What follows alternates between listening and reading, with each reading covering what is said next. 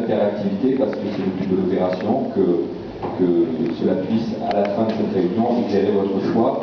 Je vous rappelle qu'il reste, je crois, jusqu'à jeudi par courrier pour effectuer le vote des maires d'Europe Écologie Les Verts. Donc, série de 3 questions.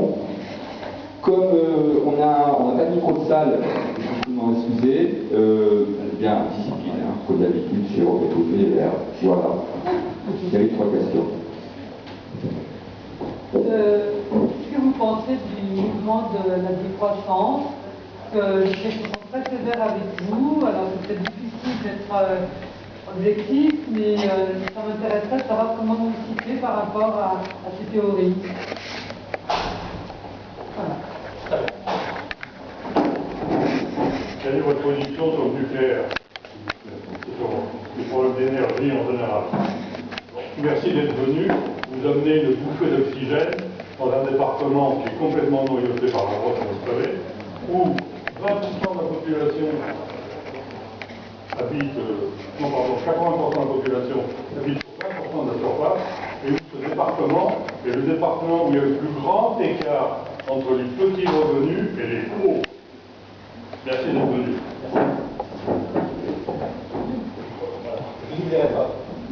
Dans le même sens, sur le nucléaire, pour sortir du nucléaire, il va falloir se diversifier, tu l'as bien expliqué à Capital hier soir. Alors, il va falloir se diversifier sur le plan technologique, mais il va falloir se diversifier sur le plan géographique aussi. Et à mon avis, on va se heurter à un problème dont personne ne veut parler, parce que c'est un problème assez connu, c'est qu'il va falloir casser le monopole nucléaire. Et là, on va prendre des situations.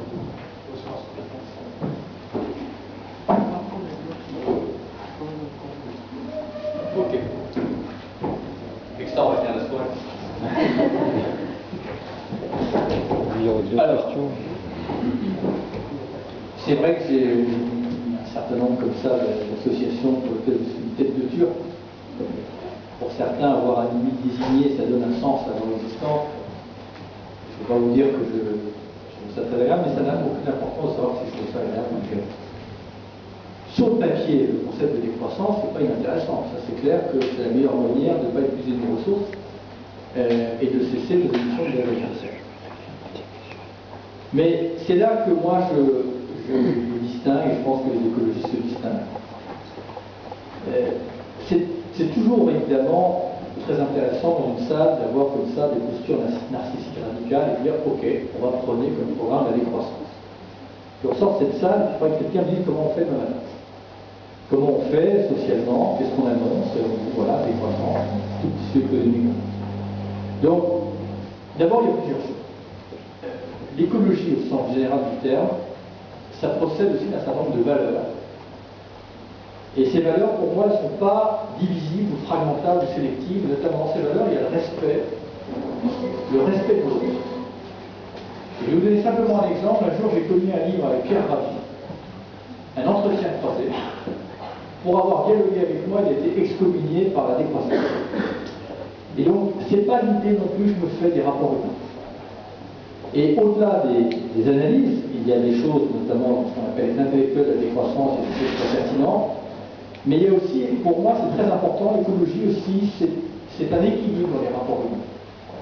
Et depuis une dizaine d'années que je subis ces attaques, je me dis aussi simplement, c'est pas la manière dont j'envisage le débat public. Voilà. Je pense qu'il y a le respect, il y a respect de l'autre, y compris de gens qui peuvent être nos adversaires, mais je ne fonctionne pas comme ça.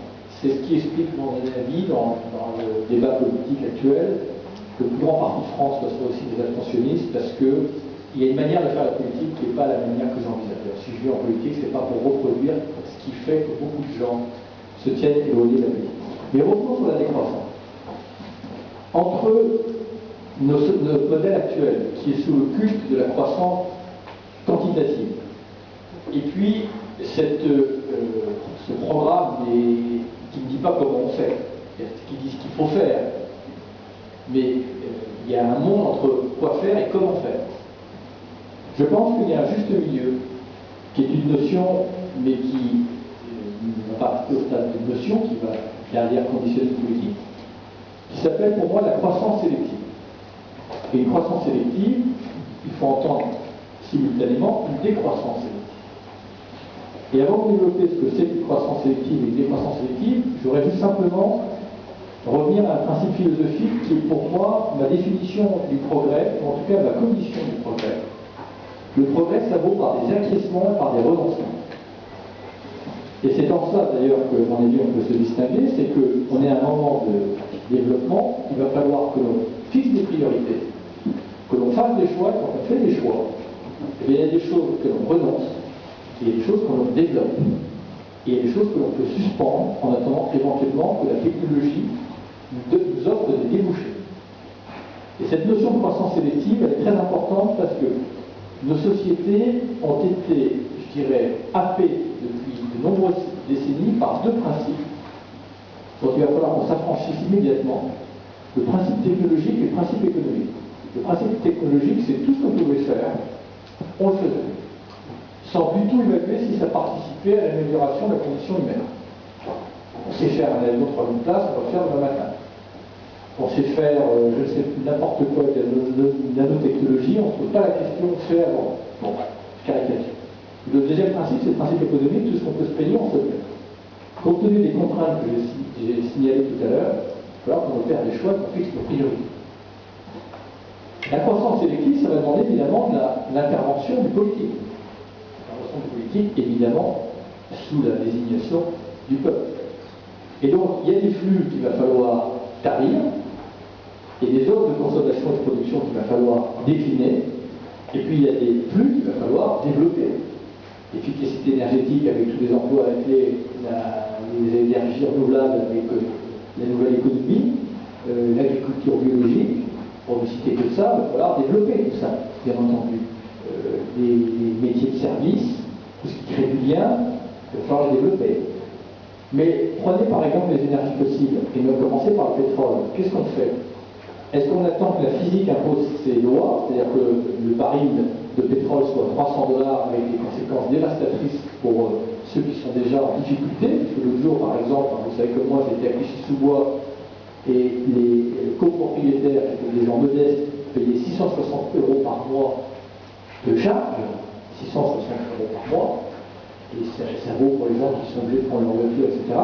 Donc on sait très bien, encore une fois, que si vous n'organisez pas la sortie des énergies fossiles, on va livrer ces gens-là en pâture à la spéculation et aux emballements de prix. Et c'est pour ça que je disais que nous, on a deux de la lecture, le temps court et le temps. Donc il y a des choses qu'il va falloir croître, des choses qu'il va falloir décroître, des choses qu'il va falloir interrompre. Faire un troisième aéroport entre Rennes et Nantes, eh ben, c'est non. C'est bien. C'est bien parce que ça ne fait pas partie non seulement de nos priorités, et ce n'est pas compatible avec nos engagements de division par 4 d'émissions de gaz à effet de serre. Ça correspond à une réalité économique, parce que pour amortir une plateforme comme ça, on mise sur un taux de croissance de 3% du trafic aérien, et chacun sait que le trafic aérien, par la force des choses, il va aussi se réguler, d'autant plus qu'il va bientôt être comptabilisé dans les émissions de gaz à effet de serre. Croyez-moi, ça va calmer les choses. Donc c'est notre dilemme. Il se résume très bien dans ce qu'explique un économiste qui m'a fait l'honneur de me soutenir, qui s'appelle Tim Jackson, qui a fait un livre que je vous invite à lire, mais je pense que vous l'avez peut-être lu certains, qui s'appelle Prospérité sans croissance. Il dit on est dans une impasse, en gros. Pour un économiste, encourager la croissance, freiner la croissance, c'est une hérésie.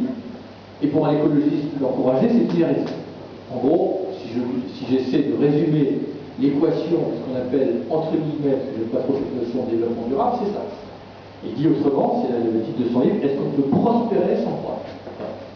Donc je pense en tout cas que dans la période de transition que nous avons devant nous, il y a des flux qu'il va falloir interrompre, suspendre ou réguler.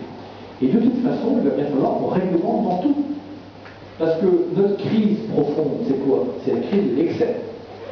On est excessif dans le profit, on est excessif dans l'exploitation des ressources, on est excessif dans la consommation, on est excessif dans tout. Pourquoi est-ce qu'on est excessif? Parce qu'on est humain. Et qu'on est désespérément et heureusement humain. On n'est pas apte spontanément, sauf certains qui naissent dans la vertu, à la limite. Donc la limite que nous imposent les contraintes dont je vous ai parlé tout à l'heure, si on n'est pas forcément apte spontanément, il y en a qui le sont, bien entendu, mais collectivement on ne l'est pas. Bon, et bien il va falloir qu'on organise ça. Mais est-ce qu'on doit s'effrayer de se fixer des limites? Pardon de cette diversion un peu longue, hein, après je n'ai pas oublié les autres questions. Moi, je ne m'effraie pas du tout de fixer des limites. Parce que les limites, ça n'est pas une entrave à la liberté, c'est la condition de la liberté. Voilà. Et donc c'est vrai que c'est une approche, pardon de faire rentrer un peu de la philosophie là-dedans, mais enfin c'est important aussi quand même qu'on ait aussi cette lecture-là. Et donc voilà, je pense qu'il y a un changement de paradigme, c'est de sélectionner, c'est de choisir. Voilà. Il y a un flux tendu partout, il va falloir relocaliser une partie de l'économie, il va falloir décroître les consommations énergétiques, bien entendu. Et ça, c'est la décroissance, et ça se pilote, et ça s'organise. Donc c'est ma grande différence, et cette notion de croissance sélective et de décroissance sélective, je l'expliciterai, je la développerai, et je donnerai des instruments pour y parvenir. Et malheureusement, heureusement, il faut de la régulation, il faut de la norme, il faut de la réglementation, il faut de la fiscalité, parce que la fiscalité, c'est un outil excessivement structurant. Au passage, on parlera pas de fiscalité tout à l'heure, mais la fiscalité est un outil de répartition de richesse, ou répartition d'efforts, mais c'est aussi, qu'on ne veuille pas, un instrument de régulation. Et ce qui est extraordinaire, c'est que la fiscalité porte exclusivement, pas exclusivement, majoritairement, directement ou indirectement sur le travail. Qu'est-ce qu'on régule en fait? Qu'est-ce qu'on contraint? C'est le travail. C'est quand même un truc de dingue. Alors que le travail, c'est ce qu'il faut libérer. Bon, il paraîtrait normal qu'on bascule la fiscalité qui reporte sur le travail, là où on doit mettre de la régulation, c'est-à-dire sur les prélèvements énergétiques, les impacts environnementaux, les prélèvements, les ressources naturelles. Bon, on y reviendra.